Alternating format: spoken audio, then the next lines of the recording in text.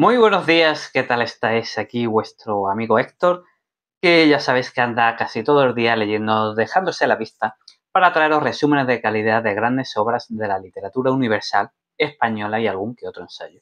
Hoy os traigo un libro de un escritor español muy famoso en los años 90, una novela de los años 90 del siglo XX, Historias del Clonen, de José Ángel Mañas.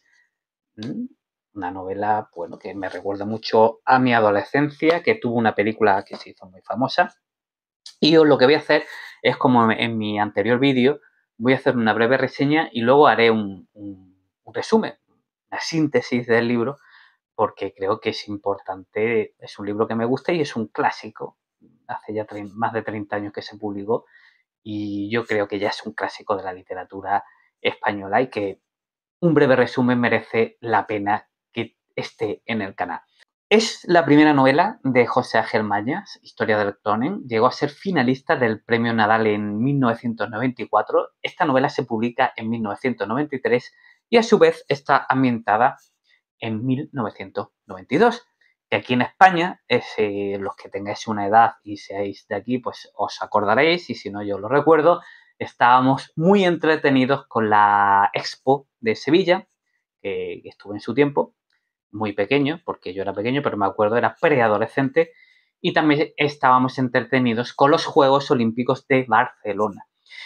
De hecho, leer este libro por segunda vez, yo lo leí en el año 2000-2001, varios años después de que se publicara. Previamente había visto la película. Y leer el libro por segunda vez me ha retrotraído a esos días en los que comía, como el protagonista, que describe cómo come con su familia y ve el telediario. Bueno, yo también me acuerdo que yo veía el telediario comiendo con mis padres y viendo exactamente las mismas noticias que podemos leer en el libro. Pero de lo que más me acuerdo es del pelotazo que dio la película, como os decía, que se estrenó en 1995 y que tantos mis amigos, mis colegas como yo comentábamos una y otra vez en esas primeras noches en las que salíamos a iniciarnos en la fiesta. Es un libro con un personaje principal, Carlos, narcisista y con rasgos psicopáticos, obsesionado, por ejemplo, con Patrick Bateman, el protagonista de American Psycho. Luego en el resumen os hablaré de más referencias que hace, de cinematográficas, hay varias. Y este Carlos pertenece a la clase alta madrileña que decide pasar sus vacaciones, Carlos decide pasar sus vacaciones de verano entre sustancias estupefacientes y cópulas furtivas. Las descripciones, ¿podríamos hablar de realismo sucio? Sí, en cierta manera, o a mí me lo parece, me recuerda mucho a novelas de realismo sucio, porque hay descripciones de cómo consumen estupefacientes y de cómo tienen encuentros íntimos, pues bastante explícitos. Pero no es una novela que se quede en Carlos, sino también nos ofrece una radiografía, o al menos así lo veo yo, de una parte de la juventud de los años 90, con sus inquietudes o falta de inquietudes, más bien falta de inquietudes, más allá de vivir el momento. Pero es verdad que Carlos tiene varios amigos que también trabajan, que no tienen la suerte que tiene Carlos de venir de una familia bien posicionada.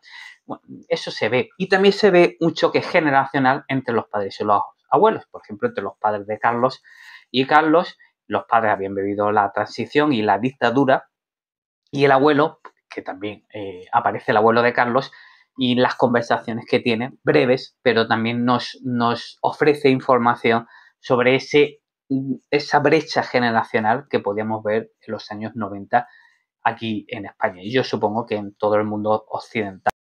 Vamos a resumen, vamos a hacer una breve síntesis, o sea que hasta aquí la reseña, y como sabéis los resúmenes pues intento contarlo todo lo más breve posible. El narrador, que narra en primera persona y en tiempo real, esto me ha gustado mucho, me ha parecido bastante interesante. Como decía, se llama Carlos y llega al Cronen. ¿Qué es el Cronen? Una cervecería, un bar. Está con su colega Roberto, luego llega Pedro, que anda perdido desde que empezó con su novia Silvia, y Roberto, por lo visto, liga poco. Y esto preocupa a Pedro, pero no a Carlos. Que Roberto ligue pocos y critique mucho a sus amigos porque están obsesionados con entrarle a tías, se explica, ¿vale? Se explica luego y os cuento por qué. Llega otro chico, se llama Fierro y Raúl, y Fierro no puede beber, es otro personaje muy importante en la novela, No aparece mucho, pero me parece fundamental el personaje de Fierro, porque Fierro es diabético y no puede beber, y de hecho el desenlace de la novela tiene mucho que ver con Fierro.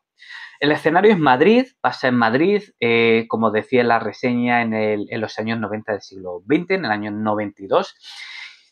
Con un tal Manolo van en coche y empiezan a consumir estupefacientes. Carlos quiere pillar unos gramos y Carlos es un tipo que odia a todo el mundo. Pone verdad a todo el mundo y tiene una actitud bastante odiosa. Es un tío que tú llegas a odiar. Es fan de American Psycho, narcisista, egoísta y nihilista. Sobre todo nihilista. No cree en nada que no sea vivir el momento. Entran en otro garito, beben whisky, se encuentran una chica, una tal Elena, hablan, pues él desprecia a todo el mundo, también desprecia a las mujeres, las califica pues de cerdas, él y sus colegas, pero sobre todo él, así que es un tío que digamos que es misántropo. Vamos a determinar que Carlos es un misántropo.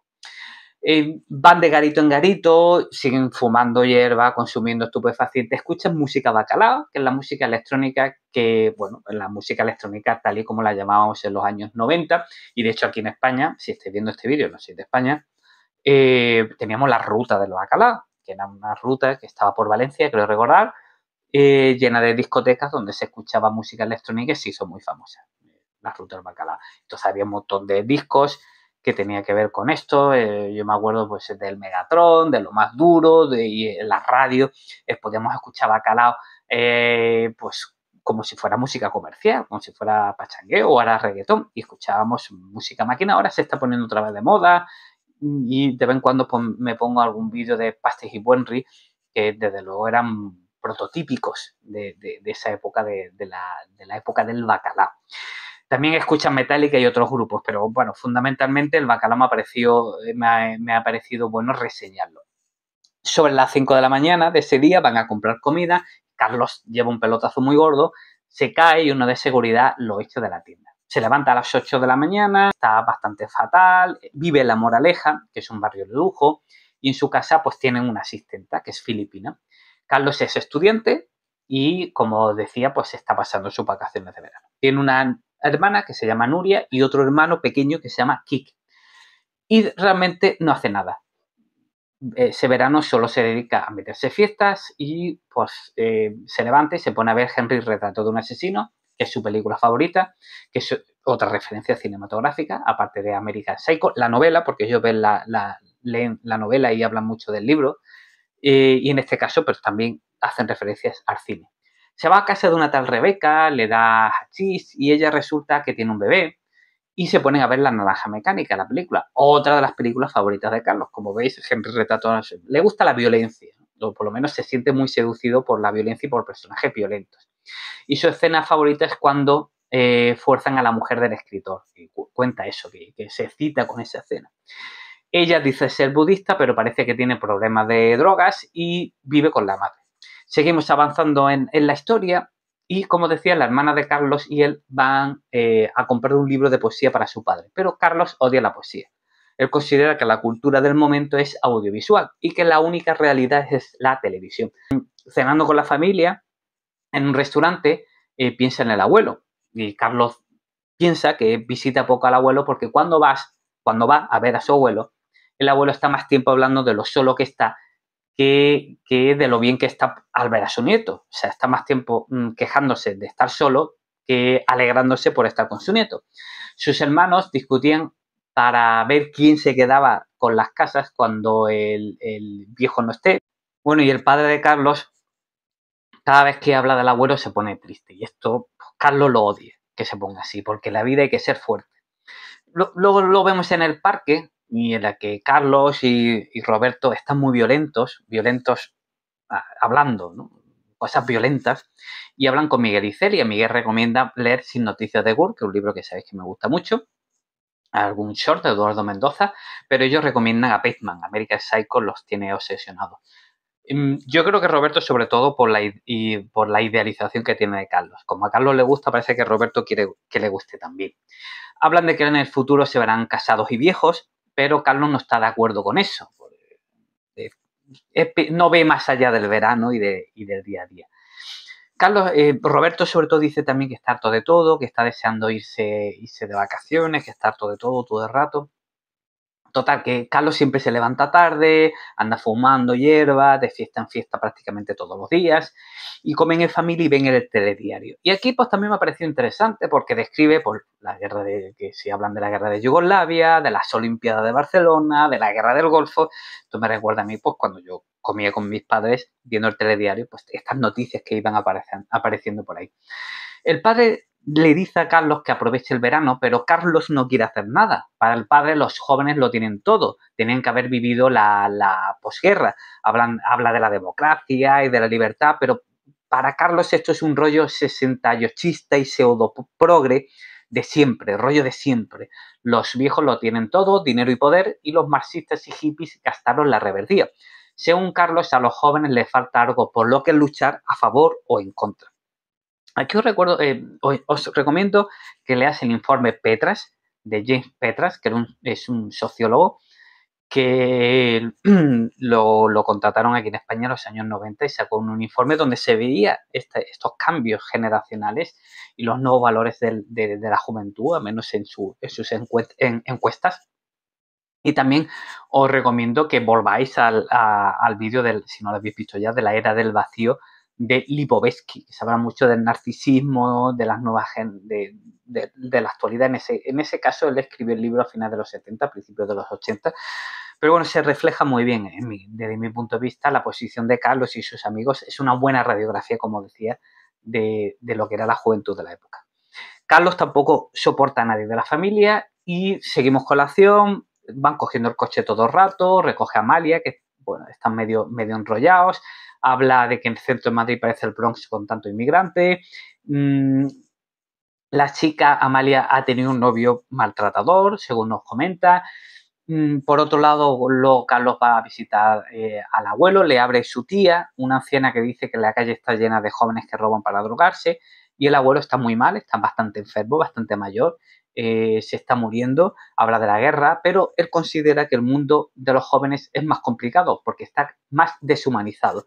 Él considera que, al menos en su época, tenían valores, ahora ya no hay valores y el mundo está más jodido, digamos, para los jóvenes. La familia tradicional se muere, él está muy solo, bueno, más o menos Carlos se cansa de la queja continua, come y se va. Se ve el cambio generacional, como decía, padres, abuelos, ese choque se ve. Hay más referencias al cine, hablan de la matanza de Texas, de las snap movies. Las snap movies estuvieron muy de moda, hablar de ellas, porque las snap movies ya sabéis que son películas donde se grababa violencia real, o sea, asesinatos reales, violencia real.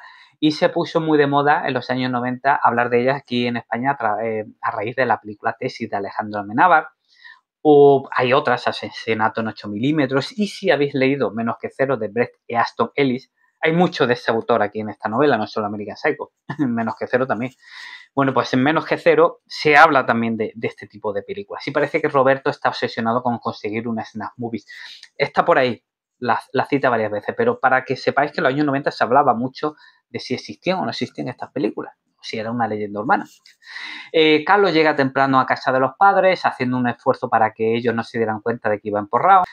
Ya lo estoy dejando ver, pero ya estamos viendo a lo largo del libro que Roberto pues no le gustan las tías, no le gustan las mujeres y siente una atracción, luego veremos, bastante tóxica hacia Carlos.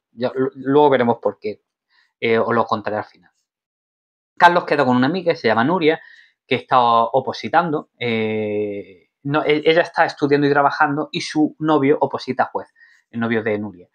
Y Nuria le echa en cara a Carlos que es un pijo, y es verdad. Lo que pasa es que lo que más me gusta de la novela es que no se circunscribe solo a la vida de pijerío de Carlos, como Menos que Cero solo a la clase alta, sino que sus amigos tienen amigos currelas, de clase media o incluso clase obrera, que tienen que trabajar y tienen problemas para independizarse, no tienen un duro, y entonces Nuria se lo echa en cara, pero Carlos no quiere independizarse ni nada porque vive de lujo, está perfecto, y está cansado de que le regañe, así que coge la puerta y se va. También tiene otro amigo, otro colega, Carlos, que se llama Miguel, que trabaja vendiendo seguros y no tiene un duro.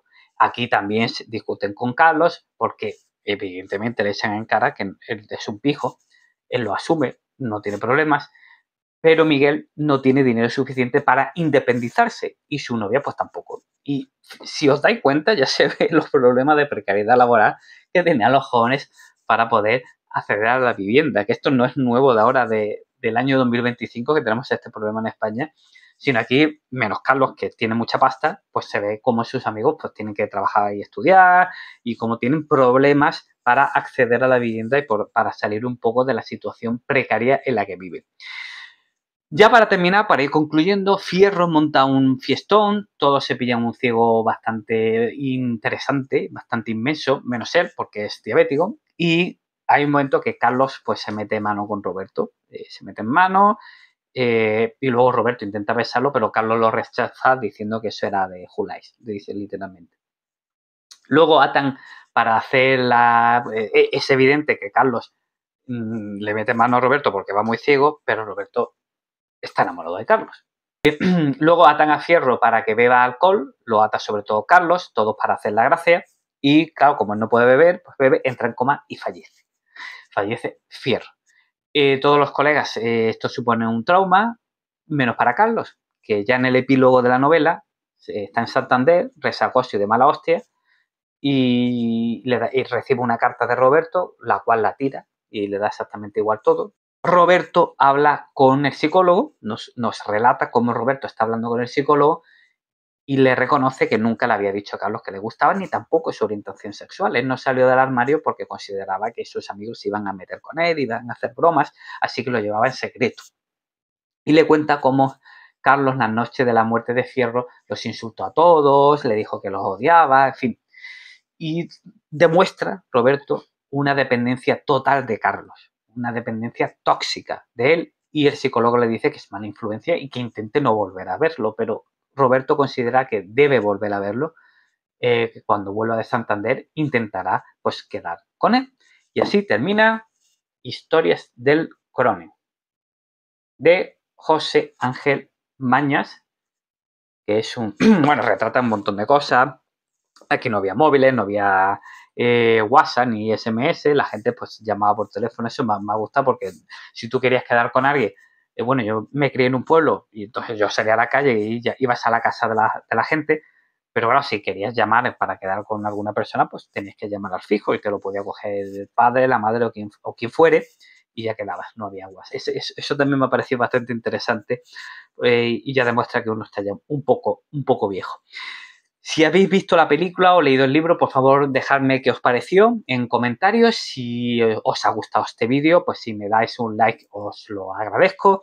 Repartid vuestro amor compartiendo este vídeo con amigos y familiares y por favor suscribíos al canal si no lo habéis hecho ya.